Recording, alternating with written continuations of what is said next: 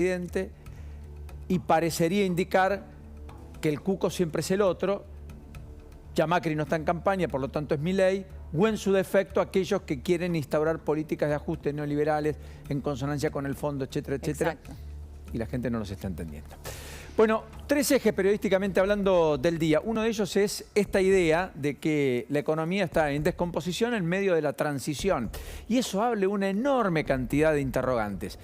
Mientras buscamos el tuit de Hernán Lacunza, con el cual Lacunza se planta frente a las medidas del propio Sergio Massa, miren este cuadro o este tuit que ayer disparó el propio Esteban Domecq, alguien que nosotros consultamos habitualmente, de la consultora Invest, respecto a la inflación, que es lo que desencadena el nuevo conjunto de medidas que ha tomado el propio ministro Massa en el transcurso del fin de semana.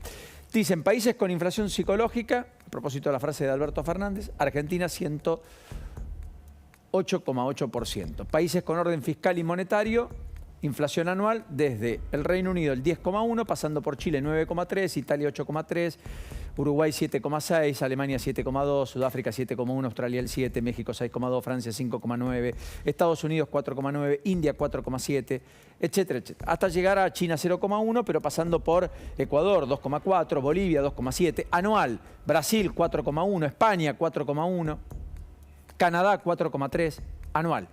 O sea, la Argentina tiene el doble o el cuádruple, en el caso de los de abajo, de inflación mensual de los que los países tienen en todo el año. Claro, eso es una anomalía absolutamente insoportable prolongada en el tiempo. Y el problema es que justamente lo que se está prolongando en el tiempo es esa inercia, que no cambia. No es que va así, aunque sigue siendo muy alto. Va así, sigue subiendo y no parece tener techo.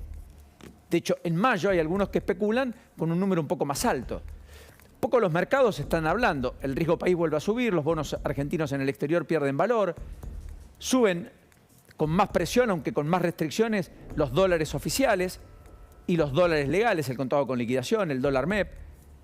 También se suelta un poco el paralelo, sube 3, 4 pesos, dependiendo la casa de cambio en la City porteña. En el interior ya está por arriba de 4,80 otra vez. En cualquiera de los casos, la sensación es que no hay política de contención posible, tomando decisiones que han sido un símil de lo que ha venido haciendo el Ministerio de Economía hasta aquí para frenar una sangría y hemorragia de reservas que todavía no está zanjada, con una inflación que se acelera en un contexto de un clima electoral donde además atacar la raíz de los problemas es mucho más complejo. Por caso, el déficit fiscal, la expansión monetaria, la emisión monetaria, todo lo cual por ahora no tiene un abordaje integral, más bien muy parcial si es que en algún punto lo tiene. Lacunza dijo esto, subir tasas pero aumentar crédito para consumo es una contradicción, lo quiso poner en esos términos. Efectivamente hoy la tasa de interés está en el 97% anual de referencia, lo cual implica que por tu plazo fijo te van a dar el 8% prácticamente mensual, pero aún así está por debajo del 8,4% que fue la inflación. O sea, tampoco es que se cumple la parte del acuerdo con el fondo donde dice que tiene que tener tasas reales efectivas positivas. Está con tasas reales efectivas negativas, pese a que la inflación anual, por supuesto, está cerca del 110%. Acá hay un dato, el crédito para consumo es porque le bajaron 9% al ahora 12%, la tasa de interés, para intentar fomentar que la gente siga endeudándose. El problema es que dicen muchos de los que saben de consumo que finalmente la cuenta se abultó tanto que ya no hay margen y espacio para crecer mucho más.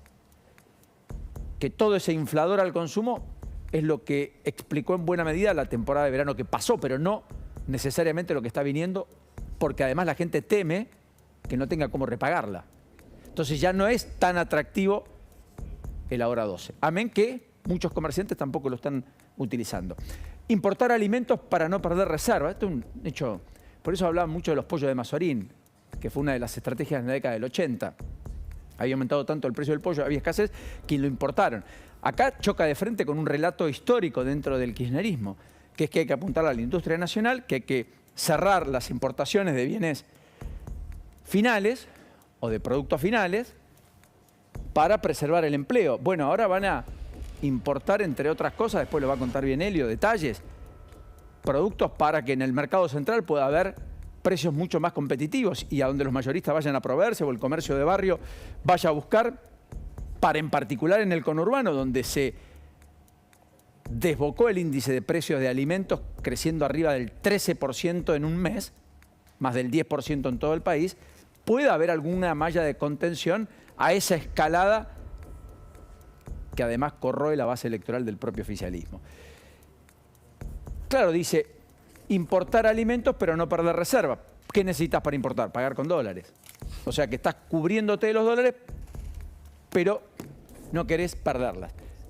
Y no devaluar, pero acelerar deuda externa con China, Brasil, BRICS y el fondo. De hecho, va a fin de mes Massa a China. De hecho, va a buscar un acuerdo con Brasil. ¿Se acuerdan? Viajaron ambos. Hace 10 días todavía no se validó ningún acuerdo. Quedó todo en veremos. Dicen que están trabajando técnicamente para ver finalmente si se puede alcanzar algún grado de prefinanciación de importaciones, básicamente por parte de la Argentina, con participación del BNDES. Los BRICS, a los que Argentina le va a ir a buscar plata. Y el fondo, que todavía depende, la decisión, Argentina depende de la decisión del fondo para saber cómo va a encarar el segundo semestre. Y debería estar al caer porque el plazo es fines de mayo, o sea, quedan 15 días. Y después este cuarto punto, bajar inflación pero sin reducir gasto, déficit fiscal y emisión monetaria. Que uno tendería a pensar, y hay alto consenso en los economistas respecto a que acá está el problema central. De hecho, Carlos Melconian dijo algo por el estilo en el día de hoy. Y es que esto no se está tocando. Y el año electoral es el menos proclive a tener más impronta para reducir el déficit fiscal, es decir, achicar el gasto, o para eliminar emisión. Y en consecuencia todo hace pensar que esto va a ser algo que no se va a abordar y con esto no alcanza. Con lo cual, por eso digo que la economía está en medio de disputas por las elecciones. La economía está en descomposición en medio de la transición. Ese es el título. Economía en descomposición en medio de la transición. ¿Qué va a deparar el futuro? Lo veremos con el tiempo.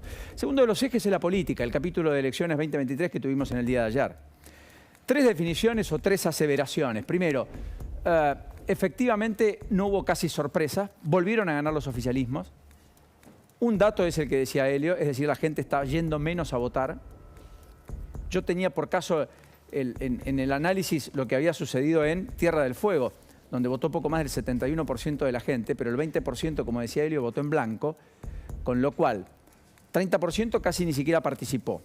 Y sobre poco más de 7 de cada 10 de los que participaron, 2 de cada 10 no votaron. O sea que el gobernador que fue electo con más del 50% de los votos, sin tener que esperar un balotaje, en realidad termina recibiendo solo el 35% de los votos de todos los que estaban habilitados para votar. Y es una victoria aplastante, la de Melella. Porque el segundo le sacó más de 40 puntos, fue Tito Stefani del PRO con 11 puntos. Sorpresa, la candidata de Milei termina tercera. Cuarto Blanco, el candidato que fue a reforzar en el tramo final de campaña su candidatura, el presidente del Partido Radical, el propio Gerardo Morales. Blanco, que es diputado nacional y que dividió a la oposición. Tito Stefani fue por un lado, él por otro. En un contexto donde la izquierda en ninguna de las 3 elecciones de ayer llegó al 3% de los votos. La izquierda también aparece licuada. Parece que el corrimiento ideológico es del centro hacia la derecha en este capítulo 2023 electoralmente hablando. El Frente de Izquierda de los Trabajadores no ha tenido la representatividad de otros tiempos. Se especulaba con Jujuy hacer una buena elección, no estuvo a la altura de lo que se dijo en la previa. En Salta en algún momento habían tenido buenos capítulos, tampoco ocurrió. Salta donde la novedad fue que en la ciudad capital pierde Betina Romero, la actual intendente de la ciudad capital, que está bajo el cobijo del propio Sáenz, que es un líder territorial a todas luces muy importante. Le sacó más de 200.000 votos de ventaja al segundo. Y allí efectivamente pierde a manos de Emilio Durán, que más que la doblega en votos casi a Betina Romero. Fue una de las pocas sorpresas, pero dentro del espacio de Sáenz, insisto. Solo 5 de 31 listas que había en la ciudad capital de Salta hizo o llegó al piso electoral para entrar al Consejo Deliberante. Y votó, eso sí, menos del 70% del padrón. Ese es otro dato. Es decir, en Salta no votó ni siquiera el 70% del padrón. En Tartagal cayó derrotado por estrecho margen el intendente que era cercano a Sáenz. Fue quizás la única derrota del intendente, del gobernador, que ganó en todos los departamentos de la provincia de Salta, que es otro elemento para comprender la hegemonía que ostenta sobre la provincia. En La Pampa están las particulares, que en un ratito vamos a hablar con Verón Garay, si Dios quiere. En San Juan hubo elecciones cortas, sin lista de gobernador y vice, por la oposición judicial al tema. Mañana va a haber una presentación por parte del fiscal de Estado de la provincia de San Juan para intentar justificar ante la Corte la candidatura de Uñac. Recuerden que se bajó Mansur, pero no Uñac. Él dice que tiene derecho a ser candidato, que la reforma de Gioja lo habilitaba a tener hasta 3 mandatos como gobernador, que habían corrido la figura del vice, que no estaba dentro de esa Constitución. Bueno, todo lo cual es materia a resolver por parte de la justicia, con una fecha de un calendario electoral para elegir al gobernador o gobernadora que por ahora aparece con un interrogante importante. En teoría debería destrabarse más rápido lo de Tucumán, porque la causa ha quedado abstracta, pero Germán Alfaro, a quien dio vista a la Corte, parecería el candidato a vicegobernador, que lo que quiere es prolongar la decisión y quiere que se pronuncie sobre el fondo de la cuestión para sentar un precedente sobre el resto de las candidaturas de eventuales gobernadores que quieran perpetuarse en el tiempo. Y de hecho con él vamos a hablar un ratito, una presentación que incluso la oposición en Formosa, con Carvajal a la cabeza, el candidato más importante que tiene la oposición allí, ha hecho para que Infran no pueda ser de la partida en la próxima elección, de un Infran que ha resuelto desdoblar, como en 2019, la elección de la nacional y ponerla en el mes de junio. Así las cosas, tenemos lo de la ciudad de Buenos Aires, que es esto, ¿no es cierto?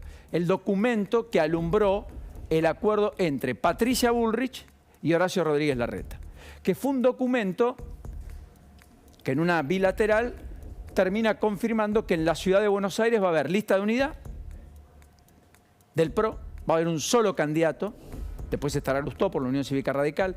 Resta dilucidar si le van a dar lugar a Graciela Ocaña de Confianza Pública o eventualmente a López Murphy de Republicanos Unidos o eventualmente a Roberto García Moritán, en una discusión que ustedes saben va a terminar o está terminando en la justicia, entre ellos, López Murphy y Moritán. Pero lo cierto es que congeniaron tener un solo candidato del PRO. Dicen que Jorge Macri y el propio Fernán Quirós están de acuerdo, que el que mejor mida va a ser el candidato. Pero va a haber internas en la provincia de Buenos Aires. Va a haber internas en la provincia de Buenos Aires. Y yo creo que ese definitivamente es un dato muy relevante, porque hasta acá era una definición pendiente y hoy la han confirmado. Con lo cual, lo que resta dilucidar, sabiendo quién es el candidato Rodríguez Larreta, es quién va a ser el candidato de Patricia Bullrich. Y allí por ahora hay 4 nombres. ¿Habrá más? ¿De los 4 saldrá uno o será un tapado? Todos misterios por ahora. Bueno, y atención, lo mencionaba recién Paulino, vamos a hablar de la situación que se está viviendo ahora en Formosa, porque el